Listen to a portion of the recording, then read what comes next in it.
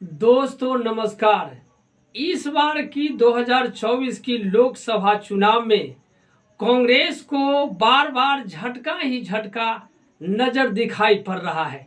इसलिए दो चार पांच बिंदुओं पर आज इसको देखने की अख्तियार की जाती है कि आखिर क्यों, कहां कहां, किस किस स्टेट में जो यहाँ एनडी अलायंस के साथ कांग्रेस का गठबंधन हुआ, मोर्चा बना, वहां मोर्चा बनने के उपरांत किस किस स्टेट में एक कतार में नहीं है, धीरे धीरे हटने की स्थिति व्याप्त हो गई है। एक नज़र इस पन्नों को पलट करके देखें। टीएमसी जो बंगाल में अभी वर्तमान मुख्यमंत्री है और टीएमसी प्रमुख ममता बनर्जी हैं, जिन्होंने बंगाल की सभी 42 सीटों पर जिस तरह से अपने प्रत्याशी घोषित कर दिए और उस प्रत्याशियों की परेड भी करा दी, वह कांग्रेस और विपक्षी दलों के मोर्चा एनडीए अलायंस के लिए बहुत झटका महसूस हो रहा है। यह बहुत बड़ा झटका देखने को मिल रहा है। इसके पहले वाम दलों ने केरल में कांग्रेस को ऐसा ही झटका दिया था। वाम दलों ने तो राहुल गांधी से पहले ही कह चुके थे कि राहुल गांधी को वायनाड सीट से भी यह कहकर अपना प्रत्याशी वाम दलों ने घोषित कर दिया था कि यदि उन्हें भाजपा से मुकाबला करना है, भाजपा को इस देश से हटाना है, दिल्ली की गद्दी से हटाना है, तो उत्तर भारत के किसी भी लोकसभा कंस्टिट्यूंसी से चुनाव लड़े, तभी भाजपा से अच्छी तरह से मुकाबला की जा सकती है, तब स्थिति अच्छी हो सकती है। ऐसी बात वाम दलों ने पहले ही राहुल गांधी से कह चुका था और कहने के बाद वे कहे कि राज्य के उत्तर भारत के किसी भी राज्य के कंस्टिट्यूंसी से चुनाव लड़े। यहाँ तो वाम दल ने अपनी प्रत्याशी वायनाड सीट से घोषित कर ही दिया है। में वाम दलों की ऐसी हैसियत नहीं है कि वे कांग्रेस को बहुत हद तक मदद कर सके। हाँ, ये पहले बात थी जब पश्चिम बंगाल वाम दल के प्रधान ये जो है बसु ने बहुत दिनों तक मुख्यमंत्री के पद पर रहे, उस समय बंगाल की स्थिति अच्छी थी। लेकिन आज वाम दलों की ऐसी हैसियत नहीं है कि वह कांग्रेस को पूर्ण रूप से मदद कर सके।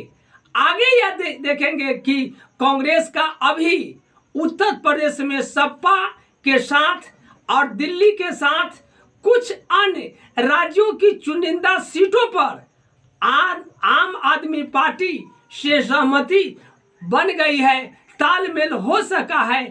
लेकिन ये आप समझ सकते हैं कि पंजाब में आम आदमी पार्टी जिसके प्रधान केजरीवाल साहब है, उनकी ही सरकार पंजाब में है, लेकिन वहां आम आदमी पार्टी मजबूत है, लेकिन वहां भी तालमेल की स्थिति नहीं है।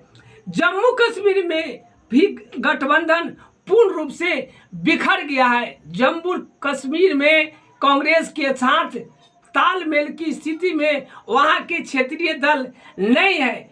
यहाँ तक देखेंगे तमिलनाडु, झारखंड, बिहार आदि में कांग्रेस सहयोगी दलों से मिलकर चुनाव लड़ेंगे। बिहार में कांग्रेस के साथ आरजेडी यहाँ है और झारखंड में भी वहाँ की झारखंड पार्टी की है और तमिलनाडु में भी वहाँ की क्षेत्रीय पार्टी।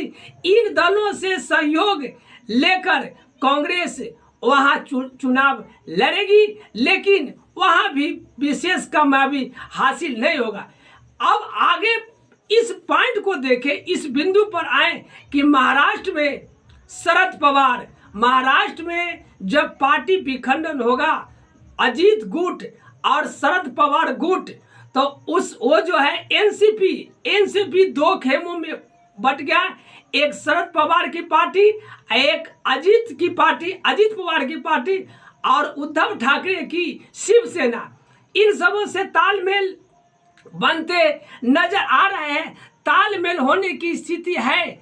लेकिन यदि सीट का बंटवारा होगा, इन सबों में आपसी सीट का समझौता होगा कि कितने सीट पर कौन दल अपने प्रत्याशी खड़ा करे, उस समय स्थिति तनातनी बनती जा रही है, स्थिति बिगड़ सकती है, वहां भी पूर्ण रूपे ने स्थिति अच्छी नहीं हो सकती है।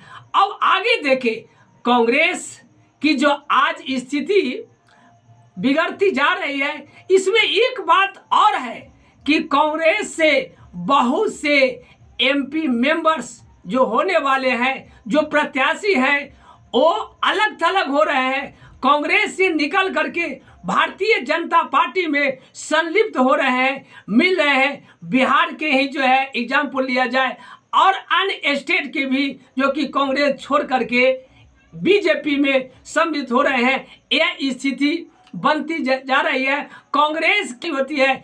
इससे यह स्पष्ट होता है कि आगामी ये चुनाव 2024 में होने वाला लोकसभा चुनाव में कांग्रेस जहां तक पहले जब मोर्चा बना था, END अलायंस मोर्चा बना था, उस समय उस मोर्चे की स्थिति अच्छी थी। लेकिन अब धीरे धीरे हर स्टेट से क्षेत्रीय पार्टी ने अपना लगाव खत्म कर लिया। इससे जाहिर होता है कि कांग्रेस जो अपनी स्थिति बना रखी है, जो सोच है, वह सोच अच्छी नहीं होगी, सक्सेस नहीं होगी।